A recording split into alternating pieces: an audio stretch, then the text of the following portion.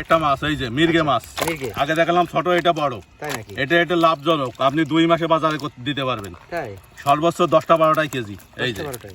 আচ্ছা আর এটা চাষাবাদ করতে বেশি আপনার খরচ হয় না। যেমন মিশ্র মাছ, এটা খোল এইসব খাবে, তলে খাবার খায়, বেশি খাবার লাগে না এটা। ও আচ্ছা আচ্ছা আচ্ছা আচ্ছা, এটা হচ্ছে আপনার এখন চাষে দেওয়াও যাবে, আবার চাইলে খাওয়াও যাবে। আবার খাওয়াও যাবে এই যে, অনেকে হোটেলে খায় এই যে মির্গে মাছ। মির্গে মাছ আমরা সারা বাংলাদেশে ডেলিভারি দিই, অফলাইন অনলাইন দুটোই।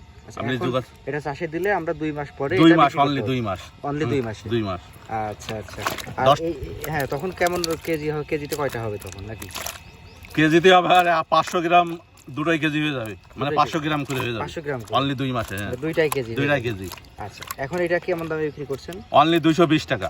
আচ্ছা, এই যে এখন এদের নিয়ে কি খাইতে দিতে হবে? এখন আপনি খোল দেবেন, ভুসি দেবেন। খোল ভুসি। আচ্ছা, ফিট কি এখন আর ফিট মিডিয়া লাগবে না ভাই, এই মাছ বড় হয়ে গেছে দেখেন। ও আচ্ছা এই যে এই যে। এখন এর সাথে কি মাছ চাষ করা যায়? এর সাথে রুই, কাতলা, তেলাপিয়া সব মাছ মিশ্র চাষ করা যায়। সব? হ্যাঁ, সব মাছ চাষ করতে পারবে। আচ্ছা, তার মানে আমরা এই যে এখন মার্চের 1ম তারিখ, আজকে পয়লা মার্চ। হ্যাঁ, পয়লা মার্চ। তো পয়লা মার্চ